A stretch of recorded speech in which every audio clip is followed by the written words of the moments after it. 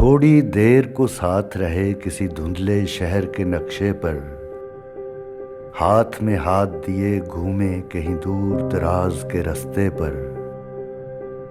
बेपर्दा स्थानों पर दो उड़ते हुए गीतों की तरह, गुस्से में कभी लड़ते हुए कभी लिपटे हुए पेड़ों की तरह।